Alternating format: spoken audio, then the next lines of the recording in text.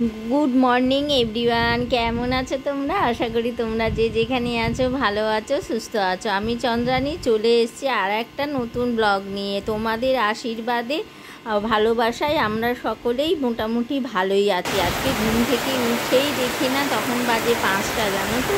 ভোর রাত থেকে বৃষ্টি হচ্ছে। কি বৃষ্টি! ঝমঝম করে একবার দাঁড়াও, তোমাদের শোনাই আওয়াজটা।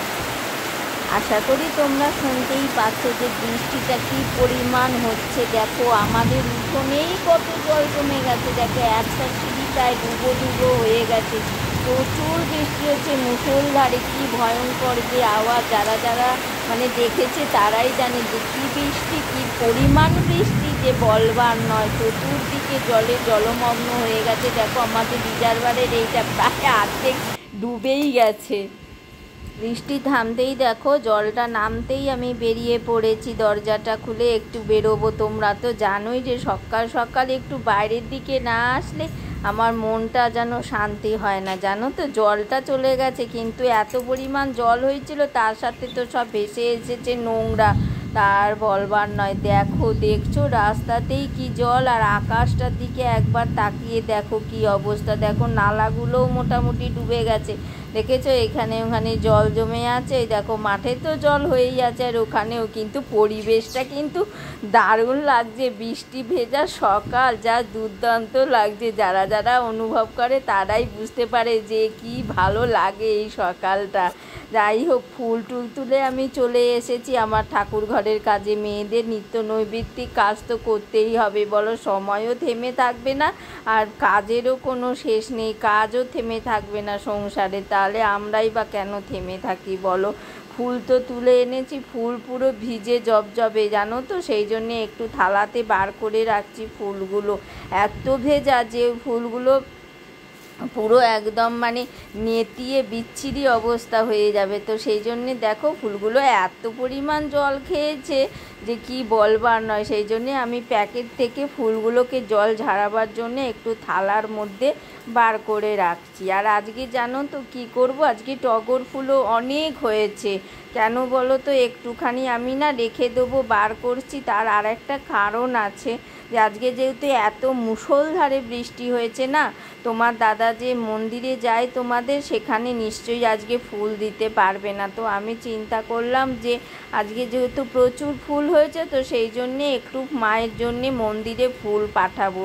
না হলে বিনা ফুলেই হয়তো পুজো হবে। বৃষ্টি হলে আসলে এত বৃষ্টিতে আর কি করেই বা দিতে আসবে বলো। সেই জন্যে বার করে নিলাম, আর একটু আলাদা করে নেব। আমাদের ফুল রাখবো একটু, আর ঘরের জন্যে একটু ফুল, মানে ঠাকুরের জন্যে একটু ফুল পাঠিয়ে দেবো। আর এই দেখো ঠাকুরের বাসনগুলো মেজে উপুর করে নিয়েছি, আর আমাদের ফুলটা আলাদা করে এই যে ঝুড়ির মধ্যে রেখে দিয়ে আছে, আর ওই প্যাকেটে মন্দিরের জন্য ফুলটা রেখে দিয়েছে। আর বৃষ্টি থামতেই দেখো বাবরে বাপ, আমি আছি কোথায়? জামা কাপড়গুলো আগে মেলে দিচ্ছি। আর মেলবই বা কি বলো তো, ওই দেখো ওখানে মেললাম না, আবার এখানে তুলে আনলাম। কেন বলো তো, ওইদিকে এত মানে জল হয়েছিল, একটু কাদা প্যাচ প্যাচে, আমি না যেতে পারছিলাম না। মাটি সব নেমে এসেছে, ওই দিক থেকে তুলে আবার এই দিকে দিলাম। আর দাদা তো উঠে পড়েছে, তো সেই জন্যে বিছনা কাঁথাও আজকে মোটামুটি গোছানো হয়ে গেছে। আর কালকের যে জামা কাপড় টুকিটাকি ছিল সেগুলো ভাঁজ করে একটু গুছিয়ে নিলাম, শোকেসে রেখে দেবো। এমনিতেই তো 2-3 দিন ধরে না শুকালে বলো হয় না। এবার এগুলো যদি না ভাঁজ করে তুলি, তাহলে আর অন্য জামা কাপড়গুলো এবার কোথায় রাখবো আর কোথায় বা মেলবো। সেই জন্যে আগেরগুলো যে কটা ছিল টুকিটাকি পরশু দিনে 2 দিন ধরে শুকিয়ে নিয়ে এগুলোকে ভাঁজ করে রেখে দেবো শোকেসে। দাদা এখন বেরোচ্ছে, জানো তো। আর দাদাকে বেরোবার সময় আমি দেখাচ্ছিলাম যে এই চাতালটার কি অবস্থা। এইখানটা যদি না করি কিছু ব্যবস্থা, তাহলে ভয়ঙ্কর অবস্থা হবে। হয়তো পড়ে গিয়ে হাত পাও ভাঙতে পারে, জানো তো। বিশেষ কাজ আছে, তোমাদেরকে সেটা দেখাবো। দেখো আমি এখন চলে এসেছি আবার উঠোনে। তোমাদেরকে দেখালাম না সকালে এত জল হয়েছে, তা কি করব বলো। সেই জায়গাটায় তো জল হওয়া মানে তোমরা তো জানোই বর্ষার জল। আর এই দেখো ওদিক থেকে এসেছে কাদা মাটি, আমার ওখানে মাটি রাখা রয়েছে না, সব মাটিগুলো আসে আর বর্ষার জল দিয়ে একবারে শ্যাতলা হয়ে যায়। রোজই তো প্রায় ঘষি আমি, তোমাদেরকে তো দেখাই। আর বৃষ্টির সব নোংরা জল না, কি বলো তো, জল চলে গেলে কি হবে, নোংরা জলের সাথে যেসব কাদা মাটি থাকে না, সেগুলো থেকে পুরো জায়গাটা স্লিপ করছে। আমি একবার ঝাড় দিয়েছিলাম, কিন্তু ধুয়ে দিয়েছিলাম, কিন্তু ধুয়ে দেওয়ার পরেও দেখছি দেখো যে তাও না শ্যাতলা রয়ে গেছে, কিন্তু পড়ে যাওয়ার একটা চান্স থেকেই যায় জানো তো। তো সেই জন্যে আমি কি করলাম, একটুখানি ব্লিচিং ছড়িয়ে দিলাম, দিয়ে কিছুক্ষণ একটু সব জায়গাটা পুরো ভালো করে ঘষে দিলাম, না হলে এই স্যাঁতস্যাঁতেটা কিছুতেই যাবে না। তো সেই জন্যে, আর এদিকে তো কলের ওদিক থেকে তো জল দিতে পারবো না, তাই রিজার্ভার থেকে দেখো এই যে ব্লিচিংটা ছড়িয়ে না আমি একটু ঘষে দিলাম, তাহলে কি হবে এই স্যাঁতস্যাঁতেটা চলে যাবে, আর যে একটা স্লিপারি ভাব আছে সেটাও মোটামুটি চলে যাবে। আবার বৃষ্টি হলে আবার দুদিন স্টে করবে আর কি। আজকে যেহেতু আর রান্নাবাড়ির চাপ কিছু রাখিনি জানো তো, যা মানে খাবার দাবার আছে তাই দিয়েই আজকে চলে যাবে, সেরমভাবে আর বিশেষ কিছু করব না।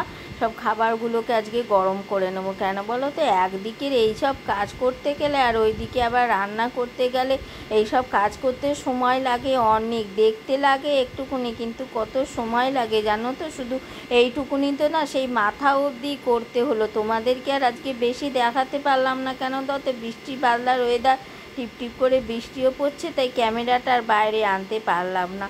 ওই সব কাজ সেরে এবার দেখো, স্নান না করলে তো হয় না, সব নোংরা জল ঝ্যাঁটা ন্যাতা ধরে দেখবে ঘরের জিনিস আর ধরতে ইচ্ছাই করে না। তো সেই জন্যে স্নান টান করে চলে আসলাম। আর এইদিকে দেখো আমার গবলু সোনারা কীরম করে ঘুমাচ্ছে দেখছো, বালিশ দিয়ে। আর ওদের কাছে না দেখো আমার না খেলনা দেয়া থাকে, ওদের ডল। তা আমার গবলু সোনাদের তোমার কেমন লাগছে অবশ্যই জানাবে, লাইক করবে, শেয়ার করবে, কমেন্ট করবে। আর আমার আজকের ভিডিওটা তোমাদের কেমন লাগলো সেটাও কিন্তু জানাতে ভুলো না। তো আজকের মতো রাখি, দেখা হবে আবার আগামীকাল।